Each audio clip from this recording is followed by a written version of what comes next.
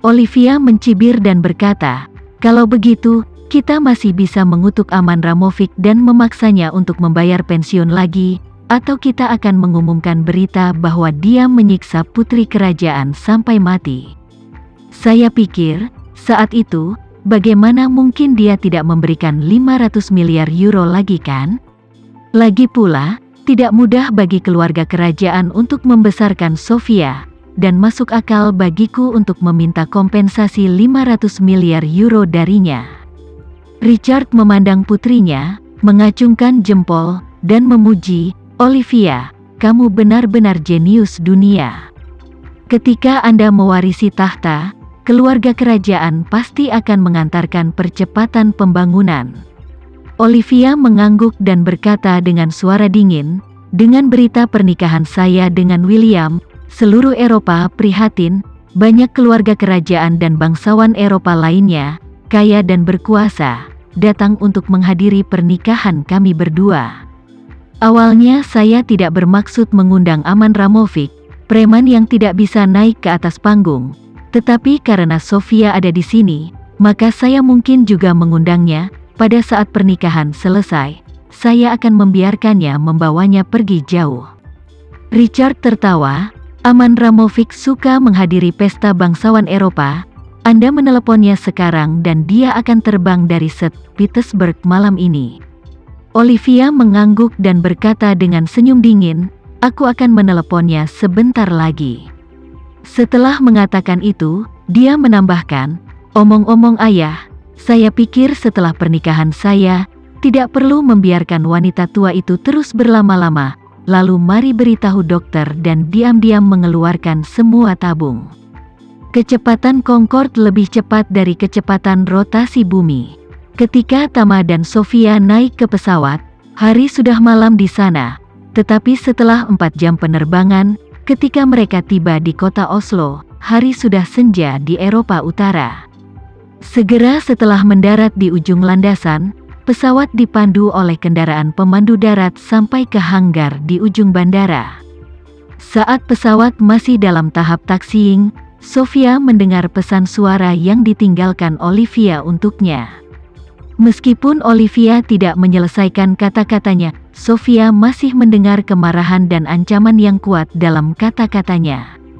Dia memandang Tama agak gugup dan berbicara, "Tuan Renza, Olivia seharusnya sangat marah sekarang. Kurasa dia pasti akan membuatku di bawah kendali ketat saat aku turun dari pesawat." Tama tersenyum, "Kemungkinan dia akan membawamu ke istana dan menempatkanmu di bawah tahanan rumah, dan aku mungkin akan diperlakukan dengan cara yang sama." Sofia sibuk bertanya, "Lalu apa?" "Lupakan," Tama berkata dengan ringan.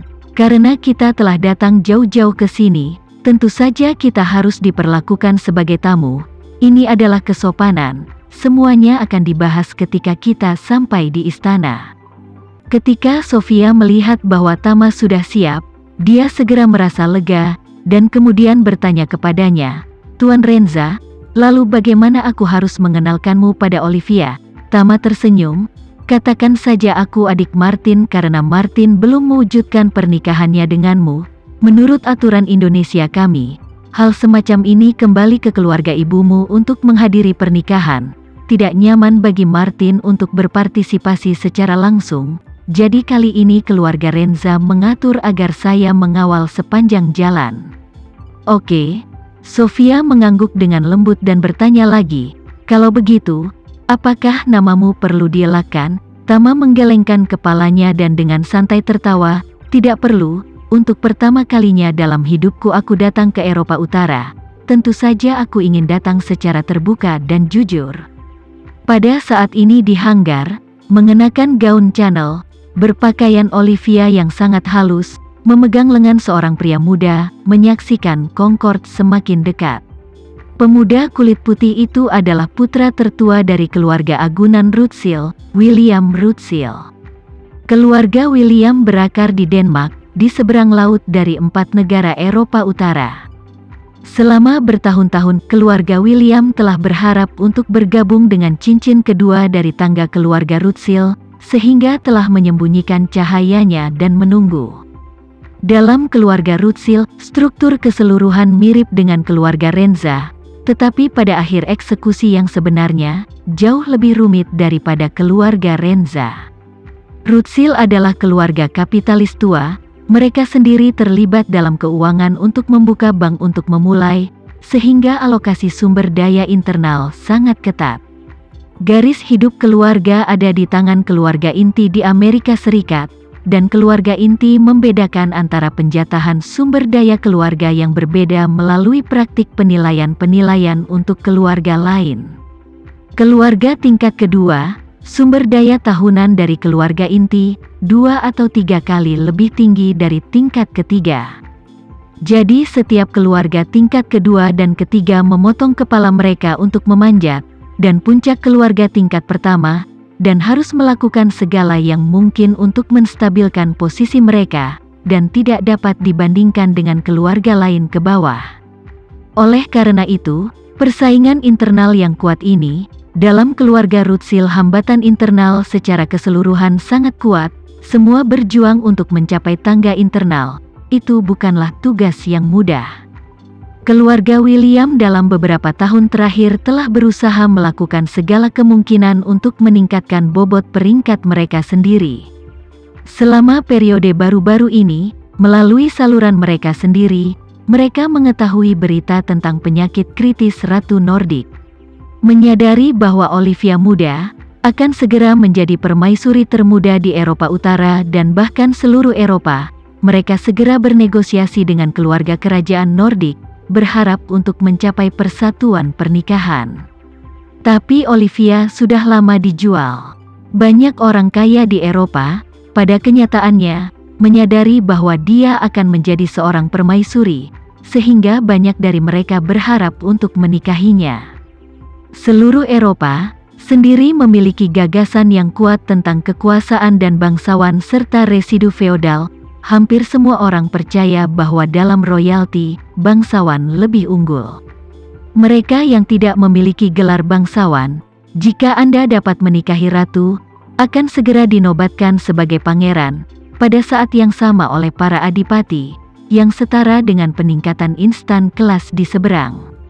Alasan mengapa William bisa menonjol di antara banyak pesaing adalah karena keluarganya. Keluarganya memutuskan untuk menginvestasikan 2 triliun euro, disertai dengan 1 triliun euro tunai sebagai mahar, hanya untuk menekan pesaing lainnya. Keluarga William berharap untuk meningkatkan pengaruhnya di seluruh benua melalui dukungan dari keluarga kerajaan sehingga bisa mendapatkan bobot lebih di peringkat internal Rothschild berikutnya, dan dengan demikian melangkah ke tangga kedua. Pada saat ini, Olivia memandang Concorde yang seperti angsa putih, berkata dengan ekspresi bosan, keluarga Renza benar-benar sesuatu, bahkan pesawat supersonik ini masih bisa mereka simpan. William mengangguk, ekspresi bercampur dengan rasa iri berkata, sebagai pesawat penumpang tercepat di dunia, Concorde pernah pensiun, keluarga besar teratas mengambilnya, pesawat ini pensiun tetapi mereka masih dapat terus digunakan. Ada total kurang dari 10. Keluarga Rothschild memiliki total 3. Semua di tangan keluarga inti. Kami tidak memiliki kesempatan untuk mengalami. Tidak menyangka bahwa keluarga Renza juga memilikinya. Olivia berkata dengan wajah hitam. Saya belum pernah naik pesawat supersonik semacam ini. William mengatupkan bibirnya dan berkata dengan kesal.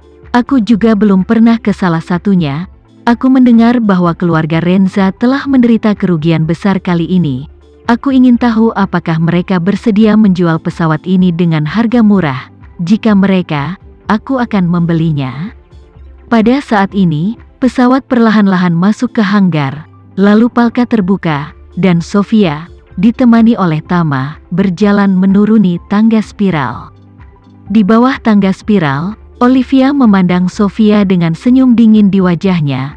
Melihat bahwa hanya dia dan Tama yang berjalan di seluruh pesawat, Olivia mengerutkan kening dan bertanya, Sofia, di mana 2 pelayanmu? Kenapa mereka tidak kembali bersamamu? 2 anggota rombongan Sofia adalah orang-orang Olivia. Sekian dulu ya video kali ini, kita lanjutkan lagi videonya di lain waktu. Oh iya, bagaimana menurut kalian? Semoga bisa sedikit menghibur kalian semua. Untuk teman-teman yang baru nonton, jangan lupa subscribe ya, hehehe. Dan kalau teman-teman ada yang ingin gabung langganan, bisa langsung gabung saja untuk dapat fitur yang menarik dan sedikit membantu Mimin. Terima kasih banyak sudah menonton, sampai jumpa lagi, bye.